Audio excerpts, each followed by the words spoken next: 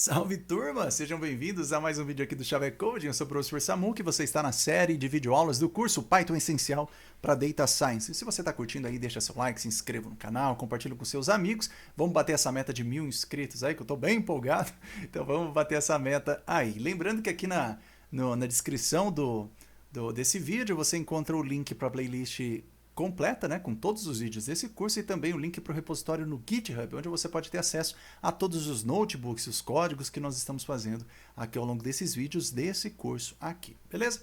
Bom, o que nós vimos até agora, então, foi uma visão geral da linguagem Python. Nós vimos um pouco de atribuições, as tipagens, né, tipos, nós vimos funções, condicionais e repetição. Então, nós vimos a parte básica, né, da linguagem Python. Agora, a partir desse vídeo, nós começaremos a estudar um pouquinho algumas estruturas de dados que vêm por padrão no Python já implementados para nós, que são extremamente úteis e importantes para ser usado, né? Importantes também para você que vai aí dar os seus primeiros passos em Data Science, em ciência de dados. A primeira delas, que é uma das mais importantes, se não a mais importante, são as listas, né? É a estrutura de dados lista, ou simplesmente list. Nós chegamos já a brincar um pouquinho com as listas quando nós estávamos vendo os ranges, né? Os intervalos, onde nós tínhamos intervalo e nós convertíamos para uma lista, né? Pegando todos os números contidos naquele intervalo. Mas agora a gente vai de fato começar a brincar um pouquinho, entender um pouquinho mais sobre as listas aqui.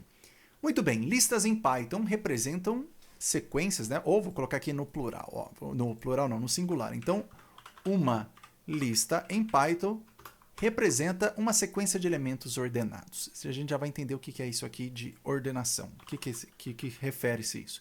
Vamos supor que eu quero, por exemplo, os números, eu quero criar uma lista de números da Mega Sena, e em outras linguagens você vai ter um conceito parecido, que é de array ou vetor, ou mesmo listas encadeadas e tudo mais, tem esses outros tipos de estruturas de dados. Aqui no Python é simplesmente lista, você não tem que se preocupar muito como que é implementado internamente no Python, tá? Simplesmente assuma o conceito e use as listas. Então vamos supor que eu tenho aqui números da Mega Sena, que é uma variável que vai ser uma lista. Para declarar uma lista eu posso simplesmente colocar uma série de elementos separados por vírgula dentro de colchetes. Então vamos supor que eu tenho minha colinha aqui para bater com um texto aqui. Então, ó, 20, vamos supor que a gente tenha esses elementos aqui. Então, por exemplo, aqui a gente tem o 60, que eu acho que é um elemento válido, né, de apostar na Mega Sena. Nós temos 5, temos 44 e temos 28. Então, dessa forma, eu estou criando uma lista com 6 elementos, 6 números inteiros. Para isso, eu passo esses números separados por vírgula e eu estou colocando todo mundo aqui dentro de colchetes. Então, assim, eu estou declarando uma lista no Python. Então, vamos imprimir essa lista aqui. Note que nós temos todos esses elementos. Então, a variável agora, números da Mega Sena, ela é uma lista com esses elementos aqui. Se nós chamarmos a função type para checar o tipo de uma dada variável e eu passar aqui números da Mega Sena, se eu executar isso, veja que o tipo é list. Então aqui a gente tem esse tipo de dados list e nós temos uma lista aqui no Python. Então olha só esse detalhe aqui importante, ó. A ordenação que eu falei aqui em cima dos elementos refere-se a seus posicionamentos na lista, ou seja, o primeiro elemento dessa lista aqui é o 20, o segundo é o 11 e assim por diante. Então, quando a gente fala que é uma sequência de elementos ordenados, essa ordenação refere-se à ordem em que os elementos são armazenados nessa lista. E não necessariamente a ordem dos valores, do conteúdo desses elementos. Isso é outra coisa. Então, quando a gente faz isso, ó, o primeiro elemento é 20, o segundo elemento, seguindo essa ordem de armazenamento, é 11 e assim por diante. E na lista, os elementos eles são armazenados em índices. Então, para a gente acessar, nós veremos isso já com mais detalhes, mas para nós acessarmos um dado elemento na lista, nós podemos simplesmente passar um índice dessa forma aqui, ó. Então, deixa eu colocar um comentário, ó. Os índices da lista começam em 0 e vão eita, faltou o acento aqui. E vão até n-1, onde n é o número de elementos da lista, ou também, de outro termo, também é o tamanho da lista. Um sinônimo seria isso. Então, vamos supor que eu quero acessar esse elemento aqui, o 5, qual que é o índice dele? Então, o índice 0 está armazenando o elemento 20, o índice 1 o elemento 11, o índice 2 o elemento 60, e o índice 3 está armazenando o elemento 5, o número 5 aqui. Então, se eu mandar imprimir aqui, ó, número da Mega Sena, abro e fecho colchetes e passo aqui o valor 3, que é o índice 3. Então, ó, 0, 1, 2, 3 é para imprimir um número 5, que é o que de fato acontece aqui. Então, esse aqui é um jeito super simples de você acessar alguns elementos da lista, você criar uma lista e acessar alguns elementos dela. Muito bem. Nós temos aqui, nós podemos criar listas vazias. Eventualmente você quer criar uma listas vazias e só depois, na frente do teu algoritmo, você vai querer adicionar novos elementos nessa lista que está vazia inicialmente. Para isso, a gente pode fazer assim, ó. Eu posso simplesmente colocar a lista vazia, vamos colocar lista vazia underline 1, que eu vou fazer um outro exemplo. Simplesmente coloque abre e fecha colchete sem nada dentro. Enquanto aqui a gente colocou uma série de números ou elementos separados por vírgula, aqui a gente não passa nada, só abre e fecha colchetes. Se eu mandar imprimir aqui, nós temos uma lista vazia. Uma outra forma de fazer, vou copiar esse código e colocar aqui, vamos trocar aqui para a lista 2, ao invés de passar dessa forma, eu chamar a função list e passar aqui essa função list, nenhum elemento, nada, nenhum valor aqui dentro. Então, se eu fizer disso, também eu estou criando uma lista vazia. É isso que nós temos aqui. É um jeito de criar lista, duas maneiras de criar listas vazias que pode ser útil no teu algoritmo. Bom, nós temos que, já vimos as listas vazias, nós temos o seguinte, ó, as listas, pessoal, elas podem ter elementos de qualquer tipo. Aqui no caso em cima nós estamos trabalhando só com listas com números inteiros, elementos inteiros, digamos assim, mas os elementos poderiam ser outras coisas. Então, por exemplo, eu poderia ter uma lista de planetas, onde eu tenho aqui, vamos lá, Mercúrio, eu tenho Vênus, vou até colocar na ordem, né? Vênus, eu tenho a Terra, Marte, depois de Marte é Júpiter, tô com uma bela cola aqui do lado, hein? Depois é Saturno, Urano e Netuno. Então não tem Plutão, né? Porque Plutão não é considerado mais planeta, né?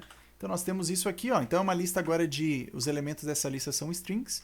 Então são os nomes dos planetas aqui. A gente tem a lista, se mandar imprimir, nós temos aqui. Você também pode passar, eu não mostrei antes, mas você pode passar a lista para o print, tá?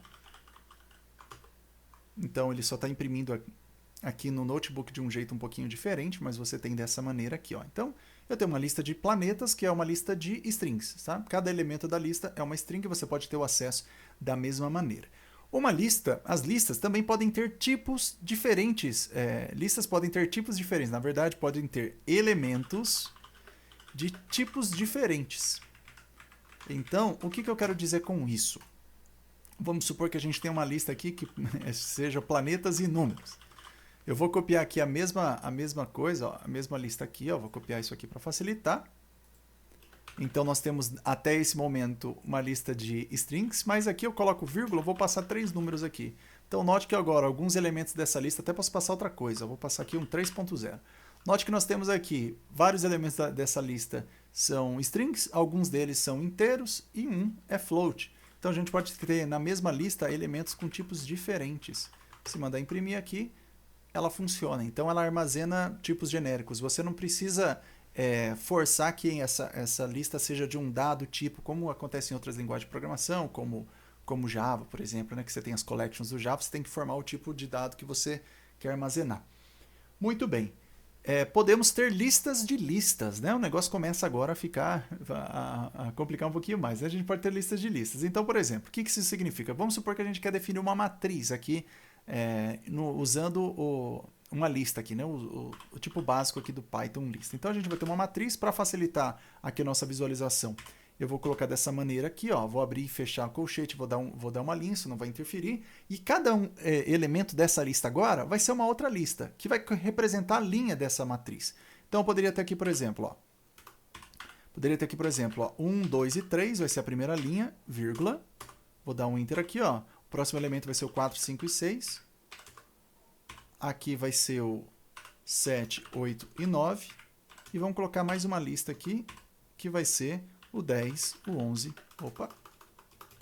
10, o 11 e o 12. Então, o que significa? Note que agora eu estou definindo uma matriz, mas na prática eu tenho aqui uma lista, ó, matriz é uma lista, só que cada um dos elementos é uma outra lista que representa para nós as linhas da matriz. Então, por exemplo, o elemento 0 da matriz, ele vai representar aqui a primeira linha da matriz.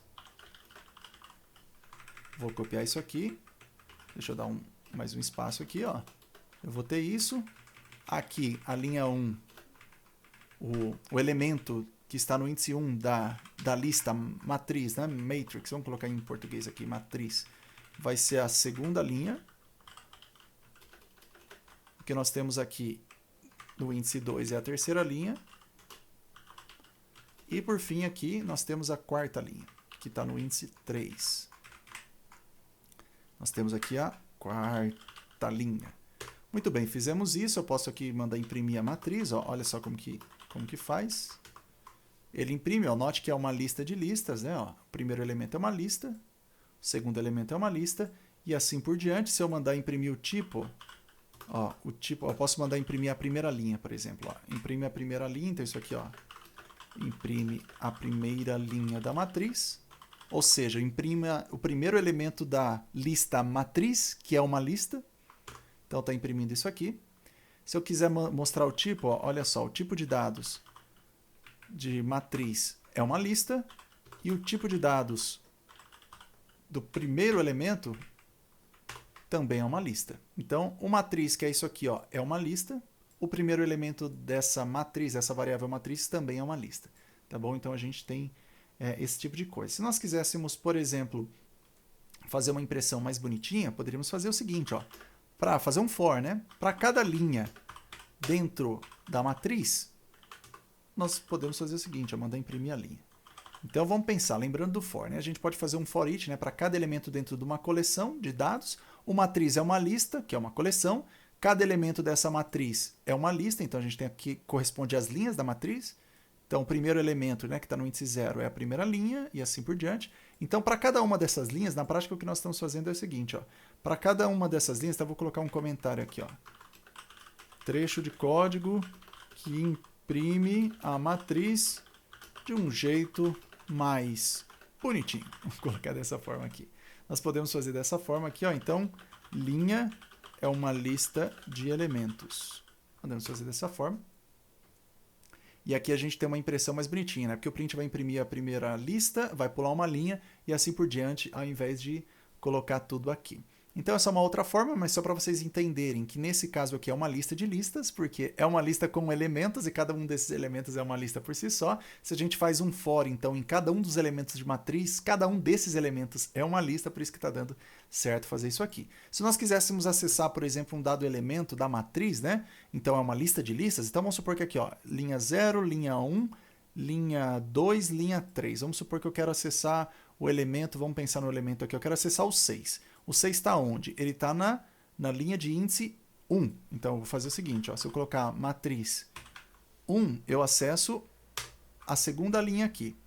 Para eu acessar o elemento 6, agora sim, ó, é uma lista, eu posso acessar isso utilizando também índices. Então, qual seria agora o elemento? Então, coluna 0, coluna 1, coluna 2. Então, eu posso fazer dessa forma assim, que eu acesso o elemento 6. Então, aqui ele está acessando, acessa o elemento que está na linha 1, coluna 2 da matriz. Então é isso que está acontecendo. Inicialmente eu acesso a primeira linha, a segunda linha que está armazenado no índice 1. É uma lista, para acessar um elemento da lista eu posso usar de novo os colchetes para acessar esse elemento aqui. Então índice 0, 1, 2, eu chego aqui.